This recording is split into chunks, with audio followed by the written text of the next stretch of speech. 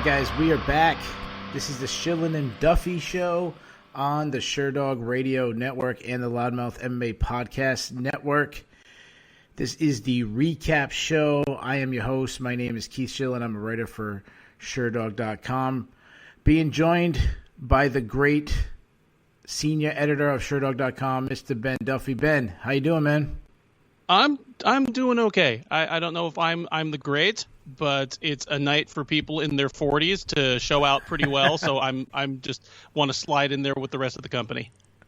We are recapping UFC Santos versus Teixeira. Before we get into that, I wasn't here last week. I want to say thank you to Jay Petrie, who filled in. He was absolutely fantastic as they recapped UFC Hall versus Silva. Last week, we saw a 40-something-year-old Brazilian not be successful in the main event. This week, we saw a 40-something Brazilian be extremely successful. That Brazilian I'm talking about is Glover Teixeira. He won by third-round submission over Thiago Santos. Before we get to the fight, I want to ask you a question. Do you think the UFC kind of sandbagged this main event by announcing ahead of time that Israel Adesanya is going to challenge Jan Blachowicz for the the light heavyweight title? Well, in many cases, the lead up to this fight was number one contender matchup. Mm-hmm. Do you think they kind of sandbagged this main event a little bit? They completely did. They hamstrung it. I don't understand why they did that. I mean, I'm not even going to argue with giving a title shot to Adesanya. He's in a spot where his own division, the middleweight division, that there's a little time that he can take away because he's beaten so many of the people in the top 10. So I'm not arguing with the decision, but the timing of the announcement, just basically a week or two out from a main event that was going to be a number one contenders match, it completely gutted it, and it's a shame because it takes some of the shine away from a really fun fight and a fantastic moment for, one of the UFC's kind of unsung greats. Yeah, so I definitely understand why Israel Adesanya is getting the shot. I mean, you have, he's in the middleweight division. He's kind of already cleaned out the division. Robert Whittaker kind of helped that by beating Jared Cannonier. It's why, going back to when they booked Jared Cannonier against Robert Whittaker, I didn't like the matchup. I was saying, well, if he loses, you don't really have anybody else. So I understand that. You also have, obviously, the star power of Israel Adesanya. He just oozes of personality, and then obviously what he does in the cage, he's just masterful. His knockout of Barcelos was incredible. You also have, one thing you give him the double champ status if he wins. You put him in that class with Daniel Cormier and Manny Nunes and Conor McGregor, and it just makes him a bigger star, and hopefully that builds. And then also you have who the current champion is, Jan Blachowicz, who, other than, I don't want to say hardcore fans, but, MMA fans know who he is, but the casual MMA fans don't. The one who watches 3 pay-per-views a year, they don't know who he is. He's not very marketable in America, so I understand why they'd want to give it Israel Adesanya.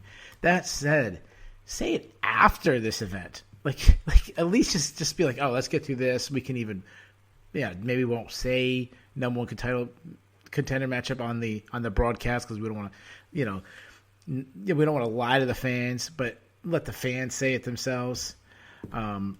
Anyways, let's get into the matchup. Thiago Santos was the guy that I was very confident heading into this one. I kind of thought that Glover Teixeira's Cinderella run was finally going to hit midnight. He was going to get knocked out. I picked first round knockout. It looked like I was going to be right about 15, 20 seconds into the matchup. And Glover Teixeira does what Glover Teixeira does. He gets almost knocked out,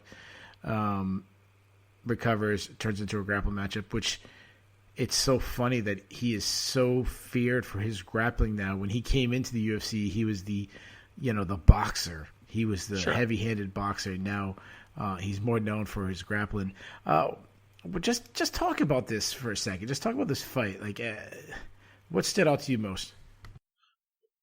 I mean, I actually picked this one right. I had Teixeira in this one. I had him by third round TKO, rather than submission, but it was the same situation. I mean, it was to the point where if Teixeira had just stayed on his back and punched his head 10 more times, it maybe would have been a third round TKO. So I don't feel bad about that. I think you and I saw the same dynamic in it. Like if you told me, hey, Thiago Santos wins this thing, I would have been like, not just first round knockout, but probably inside of 2 minutes. The time when Santos was going to be most dangerous was within the first few moments of each round.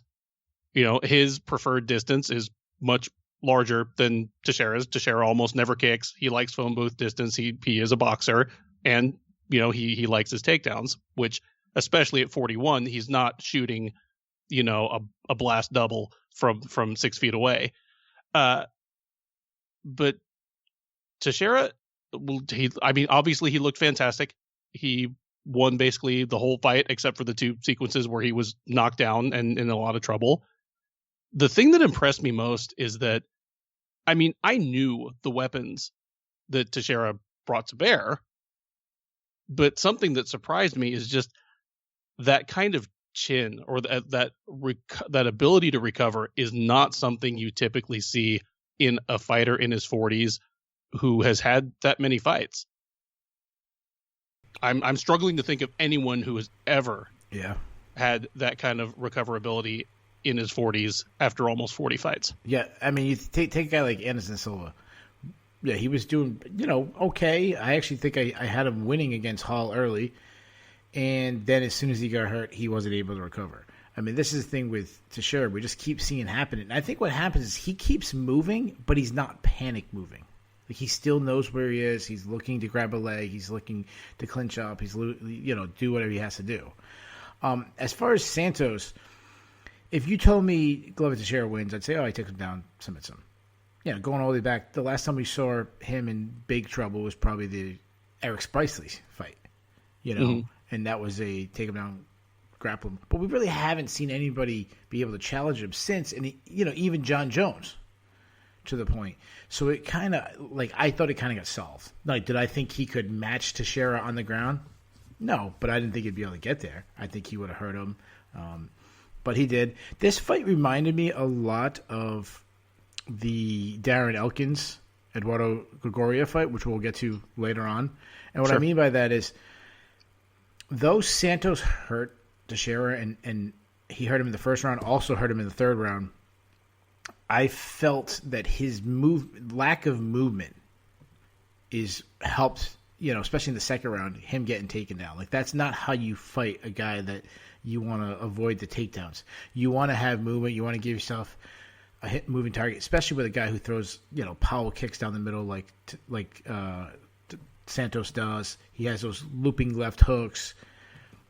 I didn't like that he stood right in front of him. Another thing is when he hurt him and Teixeira began to recover in the third round, I was saying he needs to let him up. Mm-hmm. He needs to stop grappling with him. I'm so glad you said that because, once Santos dropped Teixeira, as soon as Santos landed a couple hammer fists and Teixeira was still moving, I was like, oh, man, Teixeira's going to sweep him and he's going to finish this fight. Yeah.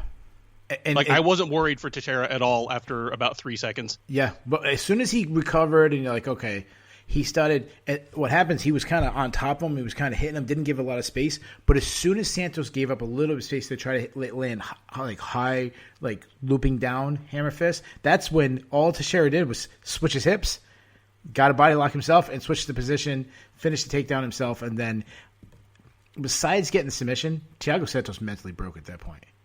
You could see it. And then Glover Teixeira locked in the rear naked choke. I'm not saying he gave up. So I'm not saying that, but your body reacts differently when you just mentally break. And that's what happened in this fight. And what's most impressive about me is think about what Thiago Santos was heading into this fight. He fought John Jones. We've talked about it a million times. We both believe the greatest fighter of all time. If you don't agree with us, you at least have him extremely high. He's obviously in the conversation. He's the only guy to ever win a round. A scorecard by a judge. First time in history a judge gave a fighter a scorecard. Even Dominic Reyes didn't get that. Alexander Gustafsson didn't get that. Only Thiago Santos has actually been rewarded by a judge a scorecard over John Jones.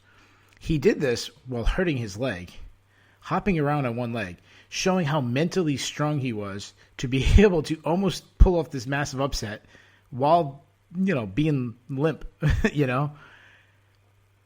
That's what was so impressive to me, probably more than anything, is that Glover Teixeira, he showed incredible mental capacity, mental fortitude, relentless inability to not quit when he was hurt, and then he made Thiago Santos mentally break to the point where John Jones couldn't do that, and he got a third round submission. Just absolutely incredible by Glover Teixeira. Talk about that for a second. Well, I agree with you in that he broke him, and that sounds insulting, and it sounds terrible, and it sounds easy for me to say, sitting here in my office chair, and I don't mean it like broke in the sense of, oh, now he's scared of him, but he almost got finished at the end of the second round, and what did Conan Silveira have to say to him between rounds? I don't know exactly how, but you need to keep him off you. Yeah, great coaching. Great coaching. Yeah. Well, I mean, if he was not prepared in camp for this, there's nothing he could have told them in 60 seconds between rounds that could have fixed this. There's no dim mock death touch he could teach him between rounds to keep Teixeira off his hips. So if he wasn't prepared, there was nothing for it. And what I saw from him in the third round is, I don't know how to get out of this. I don't know what to do about this. And today's not my day. I still think John Jones is the greatest fighter of all time, but John Jones, in hindsight, was a better style matchup for Santos. One, Jones isn't a super fast starter. True. He likes to take not recent John Jones. Not recent John Jones, but even in his prime, he would often take part of the first round or the whole first round, just kind of feeling out his opponent, getting the range, getting the timing. And throughout that fight, he kind of gave Santos room to do what Santos did best. Teixeira did not. It was a suffocating fight, I feel like, for Santos. I'm sure he just felt crowded and suffocated. And even in the moments when things were going his way, he must have just felt like he was on the back of like a rodeo bull. He's like, I don't know how long I'm going to be in the advantageous position here. How good was Teixeira in the scrambles? Yeah, absolutely. Rocked badly in the first round, and as he's recovering, goes for the takedown and just lands in mount. Or in the third round, just as soon as he's starting to get his hips out, next thing you know, he's just on his back. 41-year-old man just moving like that on the floor is really remarkable. Yeah, so there's a lot of things. So I want to go back to John Jones, because you brought up a point that, and I always wonder before we do the broadcast, what rabbit hole we got to go down, and here it is. So you said that John Jones was a better stylistic matchup for Thiago Santos than Glover Teixeira was, and I agree with that. And I think that's because, and that just sounds insane.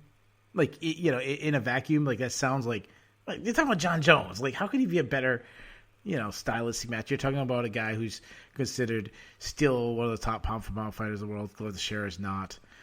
But I don't think we assess, and I say we as in the entire MMA community, what John Jones' skill set is now.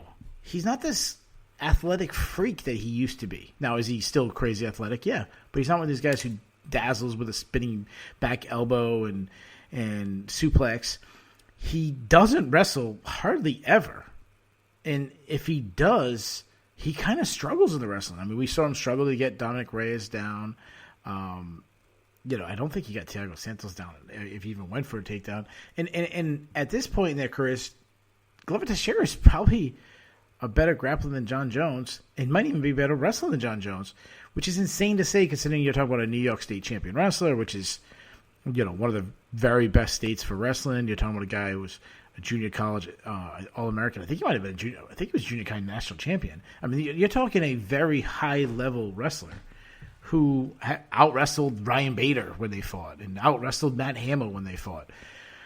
But that's not what John Jones is now. John Jones wins from his fight IQ, his ability to stay calm, to use his length, to read things, to pick up things like you talked about being slow starter because he's reading things. That's how John Jones wins.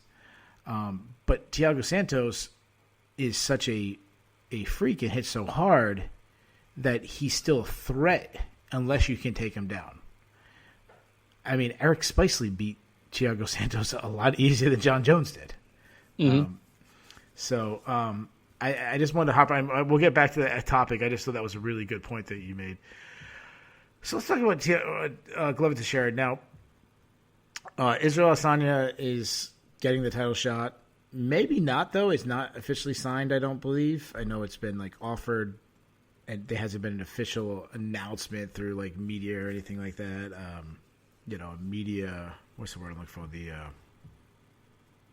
When they send an email out, and, there's not been a press release. Press release. That's what I was looking for. Sorry, press release.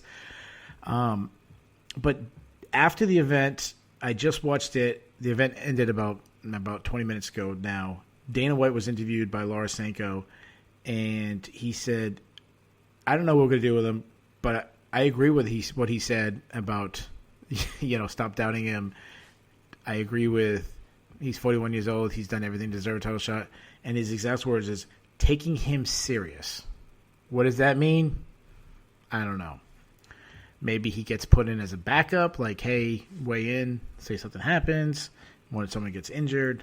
But one thing that really, really stood out to me, and just, obviously I don't follow everyone on Twitter, but just scrolling through Twitter, it seemed like more people were jumping on the Teixeira deserves the title shot over Adesanya. That's the fight I want trained. Now, obviously, this is 5 minutes after he just won, so you're living in the moment. But Glover Teixeira is really beloved by the MMA community, and it seems like everybody is backing this 41-year-old, let's get one last hurrah, maybe he wins the title run. And it seems like that's what fans want more than Adesanya. You agree or disagree? I was surprised to see how much support there was for that. And there is a certain amount of recency and shiny new thing, but yeah, I think Teixeira has kind of quietly snuck his way into the hearts of the average fan, at least the average fan that cares enough to tweet about MMA on Fight Night. The same way he's kind of snuck his way up the rankings and up and into the record books. I mean, Glover Teixeira is now the light heavyweight division's all-time leader in finishes. And this is a guy that I thought was probably already past his prime when he got to the UFC. There were a couple of years of visa issues where, it delayed him from getting into the UFC until he was 32 or something. Yeah. And I was like, well, it'll be interesting to finally see him against the world's best. It'll be a fun run, even if we didn't get to see the Glover Teixeira. And 9 years later, he is the all-time divisional leader in finishes, and he's on the cusp of a title shot. Yeah, he's won 5 fights in a row. Even when you break down his record over those 5 fights, Carl Robertson was one of them. I don't have it memorized, but Anthony Smith, who has looked bad, I think that was his one right before this one. You could kind of nitpick the record a little bit and be like, is he really that good? Who's he beating? But now, tonight, after beating Thiago Santos, I don't think you can nitpick it. Now, it's no. There's no arguing, he deserves a shot. He deserves a shot. There was a little bit of smoke and mirrors early on. Carl Robertson was stepping up a weight class on short notice. But, Kudalab is a dangerous guy. Krylov is still a top 15 fighter. Smith, he's been declining badly, but at the time he was a ranked fighter. And then obviously now Santos, who was expected to win this and expected to be the next number one contender. Yeah. So we're going to spend a lot of time on this main event because, guys, it's only a 10-fight card. Also, when it comes to the rankings, there's not much else to talk about these fights. So we're going to really spend a little bit more time on the main event than we normally do. You talked about how surprised you are that he has the most finishes in the division's history, that he joined in when he was 32. Think about this for a second. Go back to 3.5 years ago when he faced Alexander Gustafsson and got just pulverized until he got knocked out. Imagine saying at that moment, 3.5 years later, he's going to go on this run and earn a title shot and could possibly win the title. Like what would the betting lines be right now against Blachowicz? Like, I think he'd be an underdog, but I don't think he'd be a huge underdog. No, I don't think he'd be a huge underdog at all. He'd be less of an underdog than he was to Santos. Yeah, I agree. Yeah, I think like beating Santos, people like stop counting out. Let me ask this question: who is a better stylistic matchup? Like, if he does have to sit out and he's the next, well, hold on. We usually like to matchmake. You're not suggesting he fights someone else. Like, I'm suggesting he either gets an immediate title shot or he sits out and faces the winner. Do you think he should fight someone else? I don't think he should fight anybody else. And in fact, Jan Blachowicz already tweeted and said, if Adesanya doesn't want to wait until March to fight me, then you should just, you should get the next title shot and he can fight someone else in between. Okay. Oh, because Blachowicz wants it in March. Yeah, Blachowicz doesn't want to fight until March. Okay. Yeah, get after the holidays and everything. And I guess, Adesanya's kind of like wants to be busy sooner than that. Then Sure. let Adesanya defend his own title. Let Teixeira fight Blachowicz, as soon as Blachowicz wants it. Sure. I'd love to see it. I 100% understand why Blachowicz, if he was offered Adesanya or Teixeira, who would he rather face? Adesanya, because while I think it's a tougher stylistic matchup, I think it's a matchup he probably loses. It is, he's he's later in his age as himself. He's new champion. It'd be the first time he can get pay-per-view points. I mean, I think he got it for Reyes, but you get more points as a champion, and Adesanya obviously is a bigger draw as a pay-per-view headliner, so it would be better financially for him. So I understand why. But if we can get Glover Teixeira, like, that's a tough matchup for him, because if we think about Blachowicz has improved so dramatically. We were just talking about this last time. We were talking about, imagine 3.5 years ago with Gustafsson. We were doing the same thing with Blachowicz. Like, I was sitting in Buffalo, New York when he fought Patrick Cummins, and he was a takedown machine for him.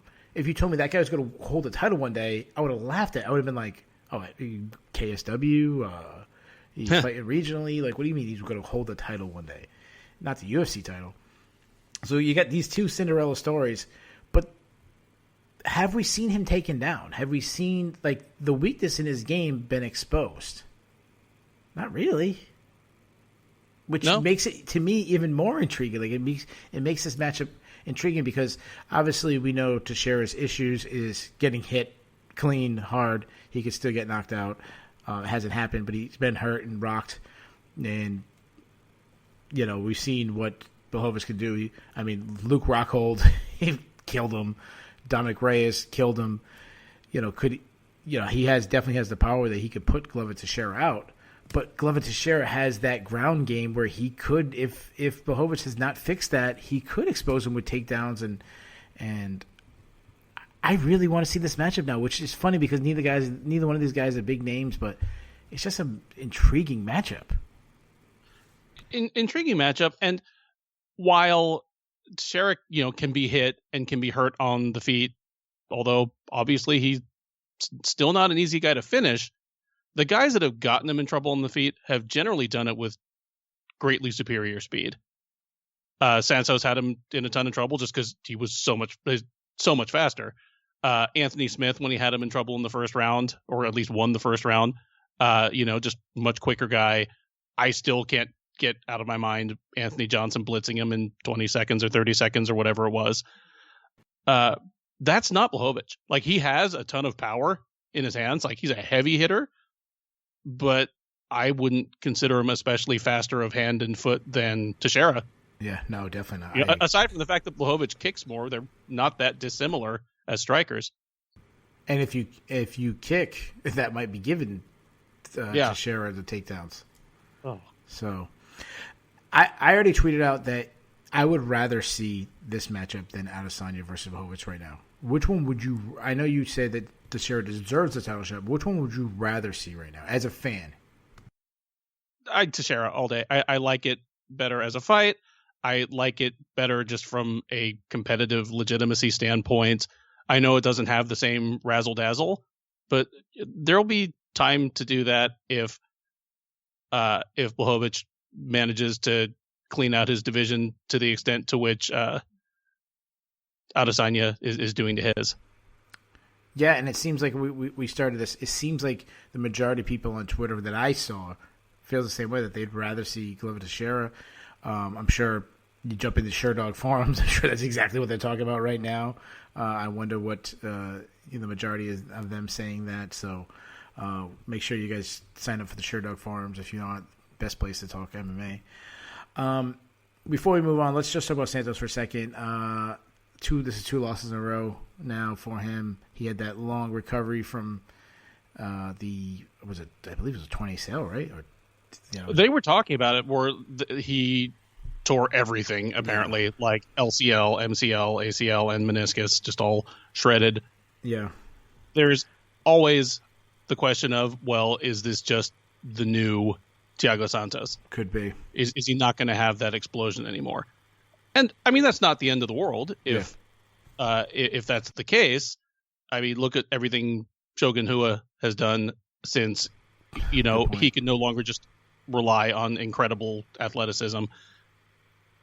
Yeah. Also, Sherdog editor-in-chief Mike Fridley made an interesting point in the Sherdog Slack this evening, where he said Teixeira, is the first fighter I've seen this year come back looking this good from about with COVID. And both these guys have had fights scotched due to COVID.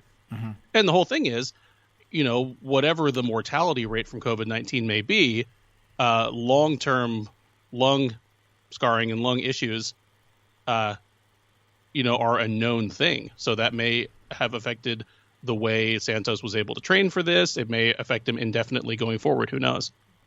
All right, but you forgot one thing about COVID. Oh, what did I forget? Joe Biden was elected president today, so that COVID doesn't exist anymore. Well, I mean, he's not inaugurated until January, yep. so okay. I'll keep masking up for a few more months. Just a joke, guys. And if Keith and I can joke about that, anybody can. Yeah. Who should Santos face? So you mentioned could the explosion not be there? I think obviously tonight we saw very explosive. Still the same guy. He looked the same guy to me. I would put him against Ankalaev. I think that Ankalaev deserves a big name. I think that'd be a fun fight. What would you do with Santos? That's beautiful as far as I'm concerned. I was kind of looking at how what are the names? Krylov and Uzdemir fight fell apart, and was going to say whichever one of those guys is ready to go first. But I like Ankalaev. That's a nice one, because Ankalaev, and I think we talked about this after his last fight, and I'm the one who said he's to the point where he needs a name. He's clearly proven that he's just the kiss of death to people outside the top 15 or 20. So he needs someone who's in it. That would teach us a lot about the guy, a guy that I think both you and I think is probably a future title contender at least. So yeah, I like that one. But if the UFC is feeling less imaginative than you, then yeah, maybe Uzdemir or Krylov, someone like that. Sure. Yeah, I know Ankalaev's the guy that we're both pretty high on. Let's move on. The co-main event, we had former heavyweight champion of the world, Andrei Arlovski, beating Tanner Boser in the closest matchup of the entire night. It was a unanimous decision for Andrei Arlovski. Kind of a boring fight. They picked it up in the third round, but especially in the first round, a lot of staring at each other. Both guys wanted to be the counter striker. Neither guy too much respect for each other's power. Neither guy wanted to be the one getting clipped coming in. Kind of came down to Boser's overall volume, especially his leg kicks, versus Arlovski's cleaner, harder punches. I scored it for Boser 29-28. How did you score it? I did score it for Arlovski 29-28. I gave him the second and third. But all 3 rounds were arguable just because there was so little going on. I thought round 2 was pretty clearly an Arlovski round, but 1 and 3 in particular just were, I thought really close. Yeah, those are the 2 rounds I gave to Boser. Andrei Arlovski's won 2 in a row now. He sure has. I'm kind of done watching him though. Like even when he wins, they're boring fights. Like he wants to fight at a very slow pace because he, at his age, he can't really have the output that younger guys can. He still protects his chin way too much. I'm just kind of done watching him. I agree, and the thing is, I certainly didn't think he would be a relevant heavyweight in 2020. I thought even by the time of the Fedor fight, which, I mean, is that 9 years ago, 10 years ago? It's 11 years ago. 12 in January. It's 12 years ago in January. That was the first of 4 losses for him, and I figured he was done. Just the fact that he's hung around and been relevant and occasionally been ranked since then, it's incredible. Yeah. But the things he's had to do to his game to remain relevant just make him dreadful to watch. And I don't begrudge him that because I'm not the one who has to feed his family. But damned if I'm going to be excited to watch it. And it doesn't have to be that way, because take a look at someone else who's about the same age, about the same size, has the same general pros and cons if you were to write them on a whiteboard. Alistair Overeem. Overeem is still fun to watch. Yeah. Yeah. But yeah, I think Overeem's a little bit more relevant than Arlovski is. I still view Arlovski as a kind of like the gatekeeper to the rankings. Like if you can beat Arlovski, you can get ranked. If you can't beat Arlovski, then you're just a card filler. You mentioned the Fedor fight. Let me tell you a quick funny story about the Fedor fight. I was in a little small, my first apartment I ever had with my wife. Little rinky-dink apartment I had. It was filled up with friends. We were watching that pay-per-view, but it was downpouring raining, and we kept worrying about losing like the cable. We had the cable for the entire fight, the entire night to the main event. Everything was good. Arlovski was looking great. The cable clicks off for like no, it's like 5 seconds. The story is longer than the cable's off. It clicks off for 5 seconds. When it comes back on, Arlovski's face down on the mat, and Fedor's raising his hand. We missed the jump and the knockout. I mean, obviously we saw it on replay, but we missed it live. What a night that was. Yeah. Anyways, anything else to say about this fight? Like, to me, it's just a card filler. Well, it is just a card filler, but I mean, it's a big deal for Boser because yeah, I'm going to get to that later. I mean, we'll talk about that later. But where you just mentioned that Arlovski is still kind of the gatekeeper to contention. Well, I mean, somebody didn't make it past the gate, so we'll talk about that later. I'm sure. Before that, Hani Barcelos beat Khalid Taha. Really, really, really fun fight. I am so high on Hani Barcelos. I've been high on him since he was back in the RFA. All right, so Taha was very game. He came to fight. He had his moments in the fight. He's a big, explosive power guy. Kind of came down to his power versus Barcelos' just overall technical skills. And I am so high on this guy. Between his leg kicks, his step-in knees, takedowns, back takes, accuracy of his hands. I love that he was trying to get a finish late in the fight. Rocked Taha several times. I'm all over this guy. Now, he's 35 years old, so you got to pump the brakes a little bit on that. It's one of the best divisions, maybe the best division in UFC. So I'm not saying he's going to win the title, but he looks like a top 15 guy to me right now. The guy's 16-1, 5-0 in the UFC. Are you as excited as I am on this guy, or are you more like he's 35 years old? Well, one, he's actually only 33, but I apologize. In that division, we're still talking about, the lighter weight classes generally not as kind to fighters as they cross into their mid-30s. I'm super high on him. Like you, I was high on him as a prospect even before he got to the UFC. And, RFA was his last stop, before it became, My concern is not just that he's 33, but that I keep forgetting about him because he's been basically fighting once or twice a year, which Sure. I mean, bantamweight is not just a deep division and getting deeper, but it's fast-moving waters. Okay. You know what I mean? Like, I have covered this sport, for at least part of my living for basically close to his entire run in the UFC, and I keep forgetting about him, even though he's on like a 12-fight unbeaten streak or something, and I should be way high in this guy.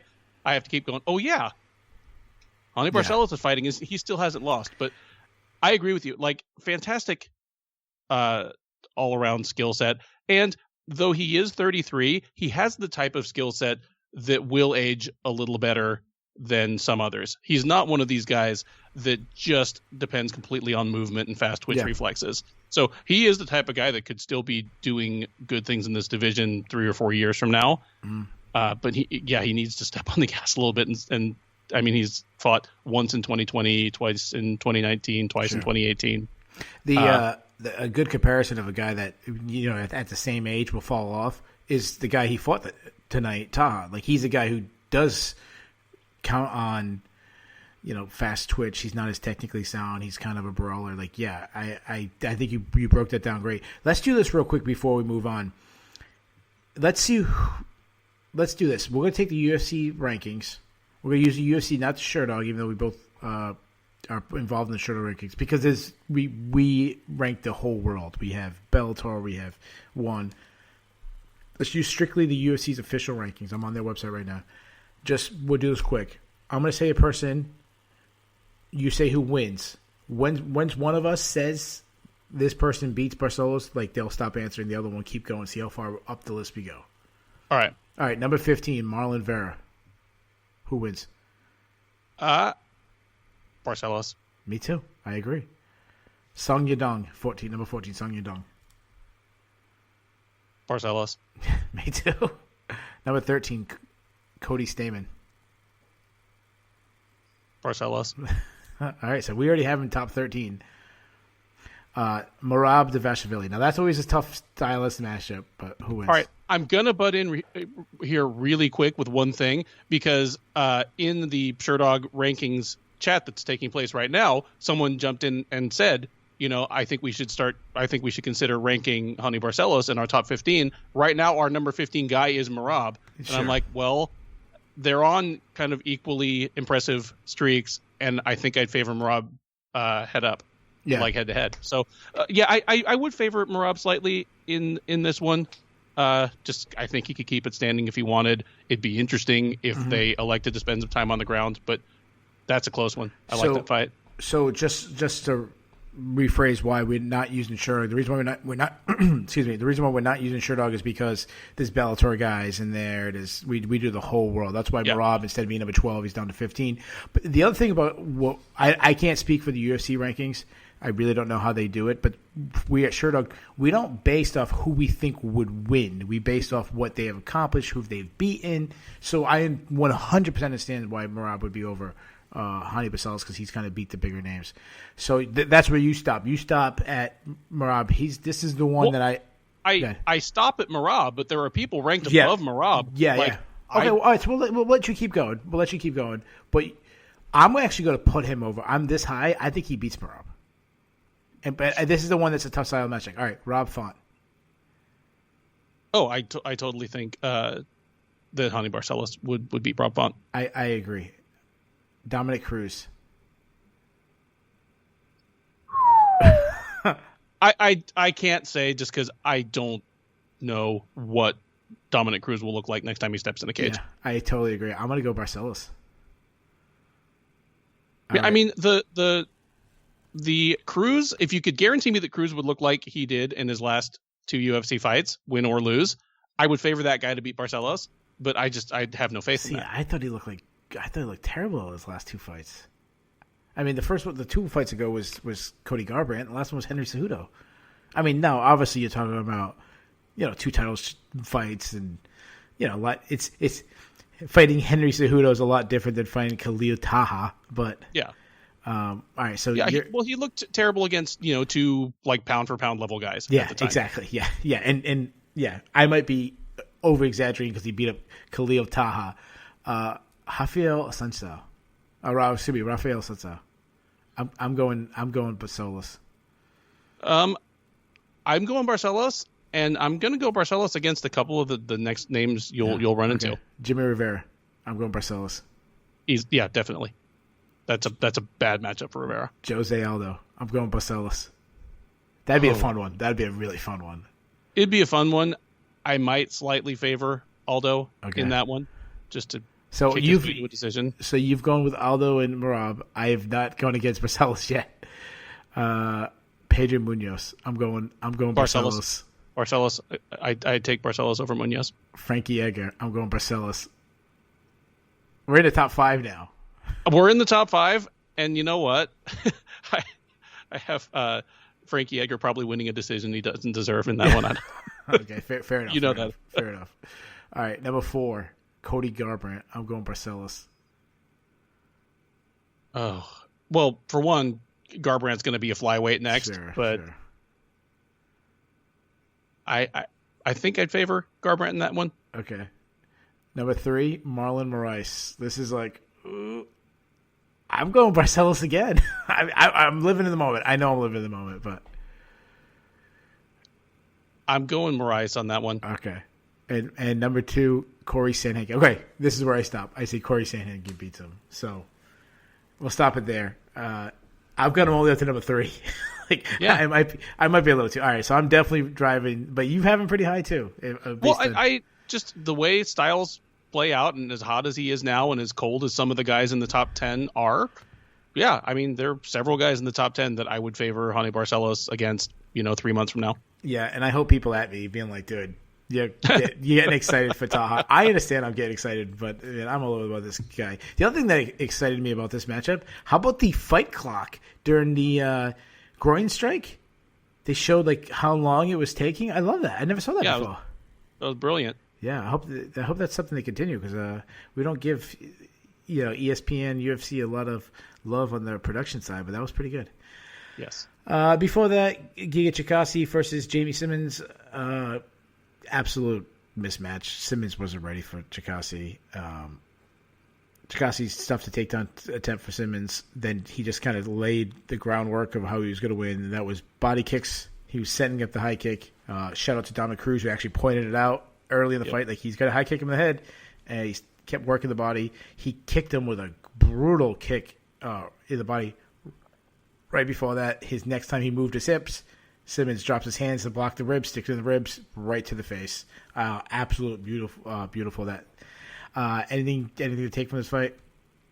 The only thing to take from this fight is that Chikadze needs to fight better opponents. That's it. That's pretty much it. Yeah. This was simply a paycheck for him. This is way below the level that he's kind of earned to fight. All right, well, I will say one thing real quick, and it makes me feel bad for laughing at this, but when somebody gets knocked out, I mean, obviously, their eyes are rolled up in their head or their eyes are crossed and they're out. When somebody gets really hurt with a body strike, especially just to the liver side, it's that they're just as hurt as if you kicked them in the face, but they know exactly what's happening to them, and it shows on their face. And the look on Simmons' face, just to look like, why did you do that to me? Now I'm going to die. Just... It gets me every time. I love seeing people rocked with bad body shots. And before that, kicking off the main card, Claudia Gadelha, former title challenger, took on Yan Xiaonan.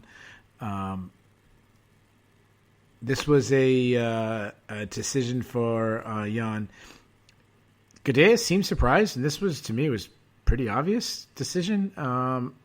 No output from Gadelha in this fight. When she couldn't, she went back to the old Gadelha. She didn't try doing this, point kickboxing we've seen recently. She tried going back to the bull who wrestles, but she forgot that bull who wrestled used to set up a lot of her things with power strikes. She didn't do that. She just went to wrestling, kind of burnt herself out in the wrestling, and then it was like throwing one single strikes that were after her opponent was way out of range. And Yan, look, I was really impressed with her fight IQ in this fight. Yes. She stuffed the takedowns. She was moving her hips against the cage.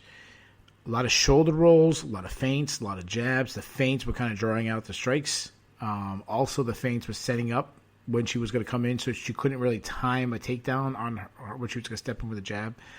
She looked fantastic to me. What did you take from this fight?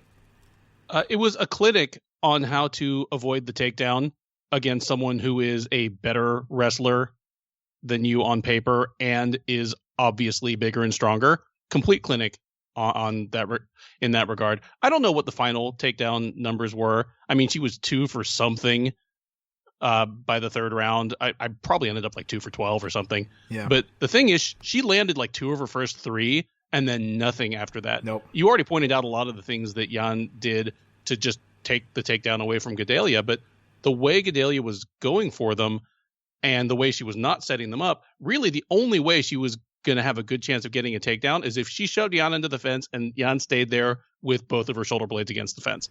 No, and she never did that. Soon as, she got pushed to the fence plenty because, well, you got a bigger woman, grabbing you and clinching with you, but was never flat against the fence, would get her hips out of the kind of line of fire between Gedalia's hips. So just fantastic. Just clear cut. She won the last 2 rounds. It wasn't super exciting. And we're talking about someone, Jay Petrie is probably working on the stat right now to find out if it's a record, but she has to be the first person to win their first 6 UFC fights by decision. Oh, I didn't even realize that. Yeah. Nonetheless, super promising. And hey, straw weight, men or women, is just one where finishes might not come quite as often.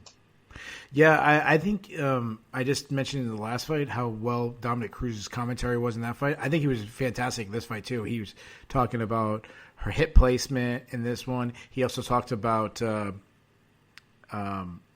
when she was getting taken down, she was working on the ground. Even the first round, I gave it to Gedea, but it was close. Just because, even though she was taken down, she was going on offense, and she was just making Gedea work. And she was making it to the point where Gedea got a takedown, and she was burning herself out. And then she would get back up, and then Gedea would take it down. I think you said she took it down twice. And she wasn't being able to be effective with a takedown and just kind of burnt her own energy. I thought she was fantastic tonight. Let's do this. She's going to be a top 5 ranked fighter after this. Who should she fight next? I'm talking about Jan? Yeah. Give me someone in the top 10. She's earned it. Give me a Carla Esparza type. I like Esparza. If the UFC is super high on her and wants another high ranked contender from China, have her fight Tatiana Suarez. You either have a Mexican American, who continues to work her way up the ranks, or you have another Chinese contender. And I'd love to see that fight. Yeah. Because, Suarez is someone who will really, really test that takedown defense. Yeah, a lot different. That's actually the name I was going with because that would set up a number 1 contender matchup. The other name I obviously thought of was Joanna Jędrzejczyk. What I think the UFC would have done if we didn't have the coronavirus right now and they could actually hold an event in China, I could see Rose fighting Weili Zhang in China and then her on the on the main card somewhere, or I could see her skipping the line after Rose and getting a title shot, especially if Weili Zhang won, because imagine them two against each other in China. Yeah, that would be sensational. It would be historic, and it'd be a hell of a fight because aside from both being Chinese women, they couldn't be much more different as fighters, in terms of physical build, in terms of the way they fight. Yeah, the comparisons are there, but stylistically, Weili's a much harder hitter. But I think it'd be a fun stylistic matchup. But I'm so high on Weili that how could you not be after her last fight? But yeah, imagine. I would think if they did make that matchup, it would have to be last time, where it was in China, 4 a.m. odd time, not pay per view, kind of what Jessica Andrade one was, because you don't want to put in a bad time in China, especially if you have 2 Chinese fighters, which is not going to sell in America anyways. Right. So that was the main card. I'm sorry. Anything else that you want to take from this fight?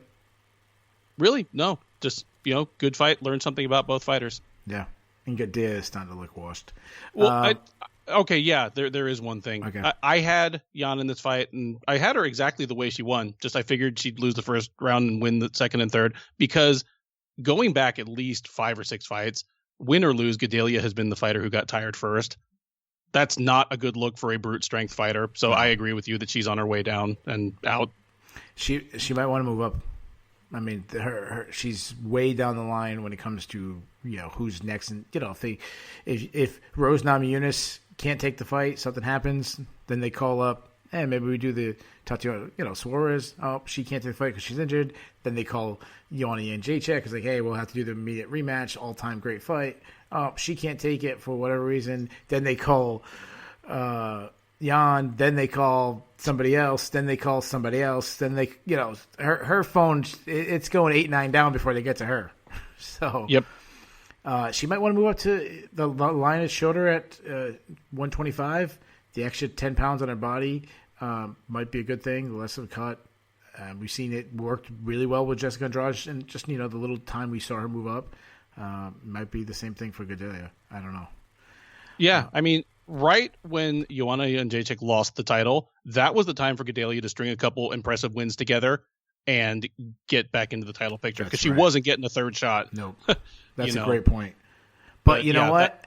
I did say that she looked like she's washed, but after seeing Glover Teixeira win 5 in a row, like I can't say I don't want to crown her completely washed yet. In 3 years from now, we're talking about new champion Claudia Gadelha. So, anyways, that was the main card. Let's move over to the prelims. The headlining prelim fight: Trevin Giles versus Bevan Lewis. This was the closest fight on paper on the betting lines. It was not close at all. Bevan Lewis got destroyed by Trevin Giles. Giles just walked him down. Lewis needed to keep his distance. That did not happen. You could see as the fight. My wife was still watching at this time. She always goes to bed early, but she was watching this fight. So I said to her, you could see his confidence growing, Giles, as each round went on, and it just made him more impressive with his speed, his accuracy, and then I've talked about this a million times about how important confidence is. Bevan Lewis and Bevan Lewis was the opposite. His confidence was getting drained. He was getting mentally broke, and then eventually Bevan Lewis knocked him out in the 3rd round. Do you take anything away from this fight? Trevin Giles is a good boxer. That sounds like, that's not really glowing praise, but there aren't that many people in MMA that I say, man, that guy's a good boxer. Trevin Giles is a good boxer. And when a boxer, I mean, obviously in MMA, everybody has a little bit of everything, but when you have somebody that is a boxer by preference taking on someone who is a kickboxer by preference, it really does come down to footwork. You said it perfectly when you said he walked him down. Giles's problem so far in his career, in my opinion, has just been that he's pretty low volume. Just sometimes doesn't throw enough strikes to win rounds. Yeah. But here, even not throwing that much, his footwork was good enough, and his power was good enough that his feints kept Lewis on the defensive. Lewis could never really uncork the things he wanted to do. I like Giles' jab. Not enough people in MMA use the jab. Not enough of them really lean on it to do what a jab does, and then on top of that, his jab is heavy. His jab rocked Lewis when Lewis walked into it, or when he just kind of caught him off guard with it. So yeah, just really good performance by Giles. Who we can both agree on, since he is a police officer and B, from Houston. So everybody on the show. I wasn't going to mention the police officer, but yeah, there you go. He'll be the official fighter for our show, as he's got both our areas covered. Yep. Yeah, he did mention, you talk about the jab. He actually mentioned in the post-fight that he thinks he has the best jab in the UFC, so he's big on that jab. I mean, yeah, he's right. He looked fantastic. This is the best I thought he's ever looked. And Bevan Lewis, this is the guy that came in with the UFC with so much hype, and Uriah Hall just stole all. I mean, when he first came to the UFC, I was watching film study for the Hall Silva matchup, and I mean, he was destroying Hall on the feet. and then got so like smashed, and it was just like it like stole his soul. He's just a completely different fighter than he was that night. Anyways, before that we had Alexander Romanov win first round sub over Marcos Rogerio de Lima. This guy is now 13-0. Yes. He won by forearm choke, which is the first time in the UFC. Didn't think this was even possible. I'm not going to say anything else. My only tweet was, I think I tweeted, like, seriously or really? Or, like, that was, like, my tweet. Like, I got nothing else to say about this fight. What do you want to say about the forearm choke? I mean, we had a few things in, like, the single-digit UFCs that were arguably forearm chokes where there was no actual lock or hold in place. It was just some dude putting his weight on the other dude's neck. All I got to say is, if we're recording a result as a forearm choke in the UFC in 2020, something has gone badly wrong. Yeah, can De Lima go back to Brazil if he got forearm choked? Like, you're from the land of jiu-jitsu, and I don't know. Like, yeah. Anyways, anything else to say? I mean, Romanov, he's now 13-0. He called out Marcin Tybura. I'm okay with that matchup. I said within the last couple of weeks that I never want to see Marcin Tybura fight again, but I would watch him fight this guy. It at least guarantees to be something interesting. Yeah, but Tybura's on a little bit of streak right now, so I don't know if he takes this fight. I know they were scheduled to fight each other, but Tybura has won a couple of fights since then. Whatever. Before that, we had Darren Elkins doing Darren Elkins things to Eduardo Gregoria. He won by third round submission by a rear naked choke. The reason why I said that the main event reminded me a lot of this, Gregoria had moments. Gregoria was so much better than Elkins in his on the feet. Really impressed with Gregoria is like he doesn't load up on his punches. He has no tells. He just throws them like short punches, and those are very effective, straight down the pipe. The problem is he was sitting down on his punches a lot, trying to end the fight with one punch. And you can't do that with a Darren Elkins because what he was doing, he was either sitting on his punches or he was just getting backed right into the cage where Elkins just finishes his, either his body lock or his double leg takedown. And you can't do that against Darren Elkins. You have to move. You have to play a matador against him. You can't give him a stationary target.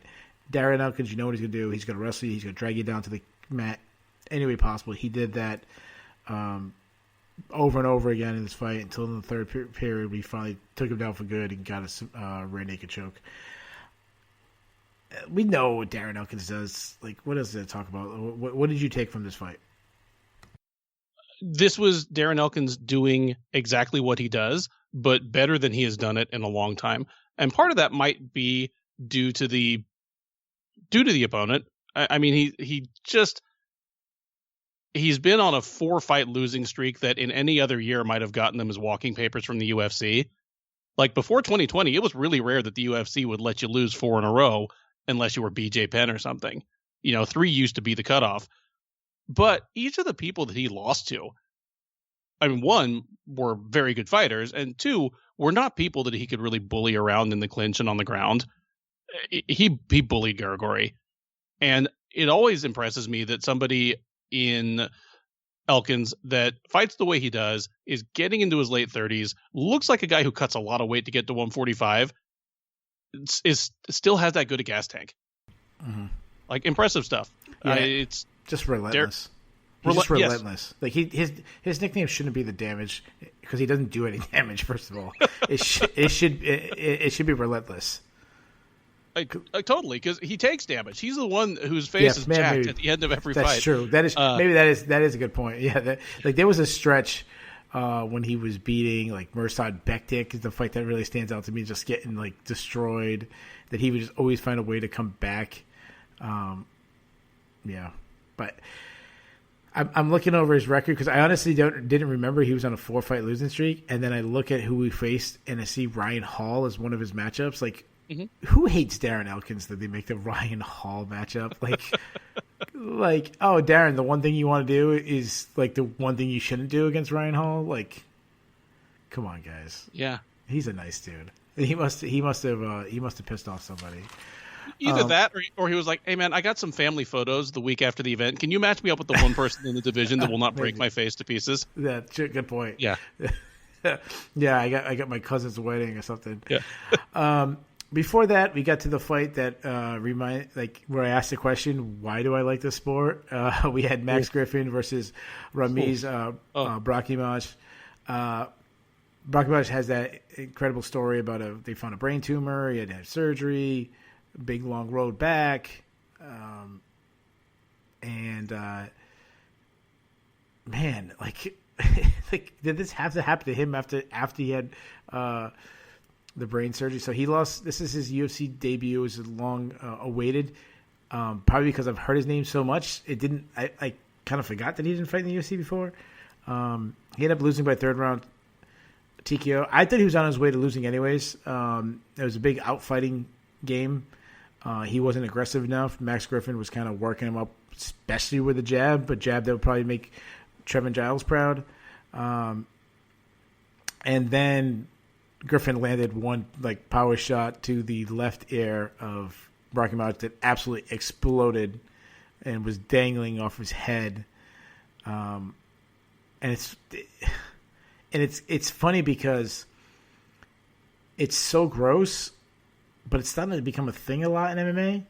And so, is there other injuries in other sports that are really gruesome that they just accept as part of the sport, like we do with ears falling off in MMA? I don't know if there's anything quite as gross, but I'm always amused when I see rugby or Australian rules football. How many of those dudes, even as star athletes, just don't even bother getting their teeth replaced until they retire? Yeah. Hockey too. Yeah. Yeah, that's a good point.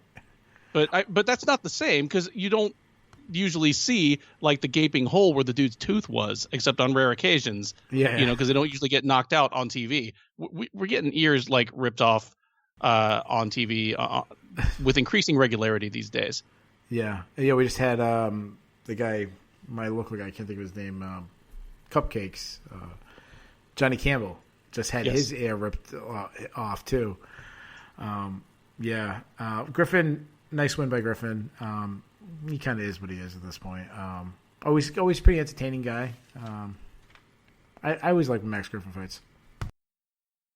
Me too. I'm makes me sad that either guy had to lose this one, but yeah, I mean Griffin is a guy that he was 3-6 in the UFC coming into this, might have dropped to 3-7, even as an entertaining and generally genial fighter. You're starting to get into the territory there of people with the worst records that we're allowed to keep on in the UFC. So he kept his job and both of his ears. Good night to be Max Griffin. Yeah, good night to be Max Griffin. And the first fight of the night, Gustavo Lopez took on Anthony Burchak. Burchak was making his triumphant return to the UFC after many years away from the sport. He took the fight on extremely short notice. I think it happened this week sometime.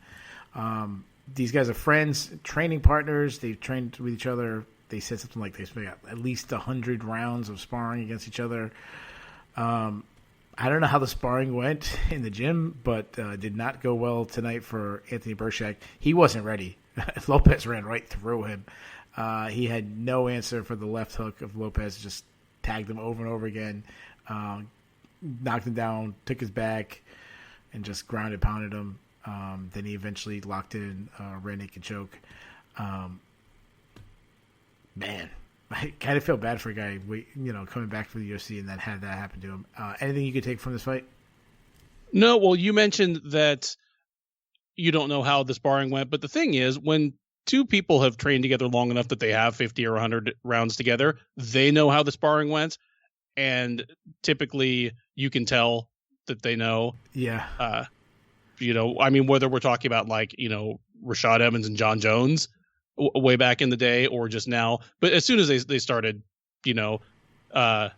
fighting, there was a certain familiarity there, but there was also just obviously Lopez was known by both of these guys to be the far superior striker. Yeah. And hopefully Burchak gets to stick around. Yeah. Maybe that's why they were like, hey, yeah, like you can take the fight. I'm going to win, but maybe you get a second fight in the UFC, and a lot of times they'll do that when a guy comes in on short notice. So if this can get you back into the UFC, yeah, I'll fight you. And you'll get me paid and a win bonus, and maybe I'll knock you out and get a performance bonus. So and these two guys said that they expressly like talked to each other before either of them accepted the fight. So that's cool, and I'm happy to see Burchak back. Bantamweight is an interesting division.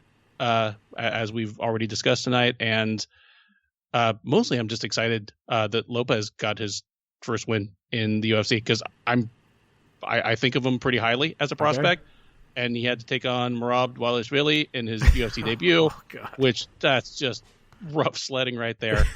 So I'm excited for what he does going forward in particular. Yeah, there's a guy, I think his name was Anthony Ruiz or something like that effect. He's got one fight in MMA history.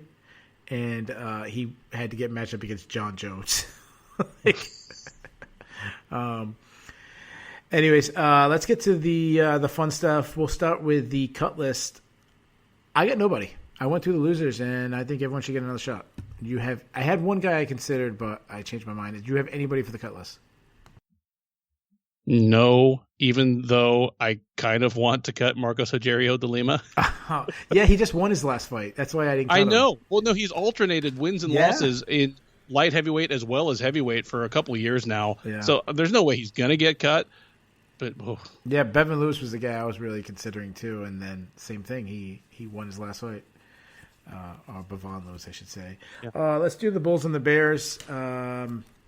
People, if you're not familiar with the Bulls and Bears, that is a stock market reference. When the market is going well, it is a bull market. When it is going bad, it's a bear market. We can pick up to 3, kind of like hockey, 3 stars. So we'll do the Bears. These are the people who had bad night, whose stock fell. Do you want to go first, or do you want me to go first? Why don't you go first? Okay, I'll go first. So my number 3 bear is Claudia Gadelha. We've already talked about it. Just she needs to change division. She's so far behind in the title shot. This is a girl that almost beat Joanna Jędrzejczyk. Almost beat her the first time, and the second time started off very hot. Almost knocked her out in the very beginning. But she looks like a shell of her former self. My number 2, Tanner Boser. This is a guy that a lot of people were getting excited about. We thought maybe we could have another. Yeah, I don't know if anybody thought he'd win the title, but interesting guy that could be in the mix of the top 15. He just lost to Andrei Arlovski. I thought he won, but regardless, it was not a robbery by any means. If you had 100 people watch, 50 people would say Arlovski won, 50 people would say Boser won. If you're going to be a contender, you can't be losing Andrei Arlovski right now. And my number 1 bear, he didn't have a terrible performance. But considering he last stepped in the cage and almost beat the greatest fighter of all time, Thiago Santos' stock fell big time. And besides losing 2 in a row now in the division and kind of being behind in the title picture, especially when you add in Israel Adesanya, especially if John Jones wants to return for the title, whatever, he's way behind. But also, the glaring weakness he had in his game that a lot of times we thought he fixed was that ground game. It might not have been fixed. So that's why his stock has fallen even more. Who do you have for your Bears? I actually have the exact same 3 people as you do. So I will just chime in a little bit. Completely agree on Gadelha. And the thing is, not only, has she fallen off just in terms of wins and losses since those 2 fights with Jędrzejczyk, she has stopped doing all the things that allowed her to give Jędrzejczyk a pretty good matchup those 2 times. Like she doesn't do any of those things anymore.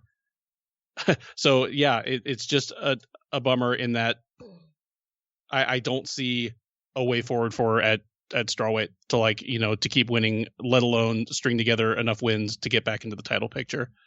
And I completely agree as well on Santos. I hate using the word exposed because the guy's got 20 fights in the UFC. His strengths and weaknesses are known, but not just the ground game, but just the kind of pace and pressure that Teixeira was able to put on him. I have to imagine a lot of other lightweights kind of in the top 15 kind of looked at that and went, got it. Yeah, and sorry to jump in. When Conan Silveira said, like, I don't know how you stop takedown, you got to stop, it seemed like he had some panic in his voice. Like, they knew, like, he was in big, big trouble. Well, yeah, I mean, he was saved by the bell in the second round. Yeah. He was barely defending the choke. Like, he was just gutting it out and trying not to fall asleep. Yeah, so I'm completely on board with you for those. All right, let's go to the bulls. These are the people whose stock rose the most. I'll let you go first this time. Okay, stock up for Max Griffin. I mean, he was a mild favorite going in, I think just because there was so much wait and see about Brahimaj after, all the health stuff he's been through after the layoffs, the long delay. But if Griffin wants to stick around in the UFC, he needs to be more than just an exciting fighter who loses more than he wins. And so just gross ear injury aside, he was well on his way to winning a fight over a guy he was supposed to beat, and it was still a fun fight. So if that's Max Griffin's, that's his path to getting 10 more fights in the UFC, then good for him. Stock up for him, definitely. Stock up for Glover Teixeira. I mean, he's a bigger than 2-1 underdog. And even, most of your sharp types, expert types didn't want to touch this one just because there was such a good chance that he could get blitzed early on, but put on one of the best performances of his career. And we already touched on how he's on a winning streak right now that in its early going, it wasn't super firm ground, but this is an unimpeachable win. He beat like the presumptive top contender for the title as a huge underdog, and he did it in dominant fashion and answered a lot of questions about himself as well, just in the way he recovered from being in trouble a couple times. And number one bull would be Corey Anderson, who now has a win over both the UFC light heavyweight champ and the number one contender. Yeah, nice job. And made, obviously made a very, very squashy Bellator debut this past week, putting away Melvin Manouf. But the legend Melvin Manouf according to Bellator. Yep. My three bulls. My number three bull, Alexander Romanov. The only reason I'm saying this is he's 13-0 in MMA, but more importantly, he is now in the UFC record books, according to John Anik, with the first ever forearm choke. So be undefeated, get a forearm choke, get a relevant call out. It was a good night for Alexander Romanov. My number two bulls. How about Chinese strawweights? We have the current champion being Weili Zhang. One of the top contenders now is Yan Shanai. Chinese strawweights are doing extremely well in the UFC. But my number one, pretty obvious. I almost went with just 40-year-olds, being that Andrei Arlovski won the co-main event. Glover Teixeira won, but I didn't want Glover Teixeira to share his limelight. So guy won 5 in a row. He actually probably is a legend, or at least a very guy that we talk about extremely underrated, kind of getting the shine all these years later. Just kind of has a feel-good story. It seems like everybody's rooting for him. So Glover Teixeira to me is the bull. Let's grade your overall. I'll go first this time. I'm going to give it a B. I think it was a pretty solid card. Nothing too spectacular. That's why I didn't get an A. But overall, I was pretty pleased that I watched the event. I'll give this one a B-. A couple of really sensational fights. One grotesque injury. Only one or two real duds. Losing Ian Heinisch versus Brendan Allen at the last minute definitely hurt this one. But still fun card. And I'll remember, and we'll be talking about some of these fights for quite a while.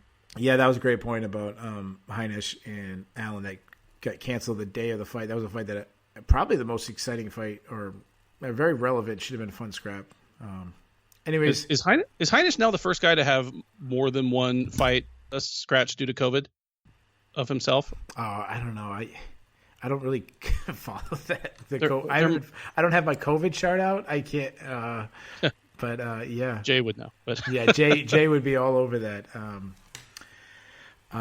So anyways, there you have it. We have recapped in the most comprehensive recap there is UFC Silva versus Teixeira. They should be renamed after like one of them wins. Now it should be called UFC Teixeira versus Santos. I said Silva. I apologize. Silva was the last one. Teixeira versus Santos. We'll be back next week. We have Rafael dos Santos versus Ismail. Oh my God, I'm blanking on his last name. What's his Makhachev. Yep. Oh, man, it's like 2:30 in the morning. I did the overnight detail last night, so I'm on like 3 hours sleep. So we'll be back next week, guys. Make sure you head over to Loudmouth MMA, listen to all the other podcasts on the channel, and definitely head over to SureDog, get all your fight news. Go over there to get your opinion pieces. Also head over to the forums, chat it up with all the many, many, many hardcore fans in there. And we'll see you guys next week.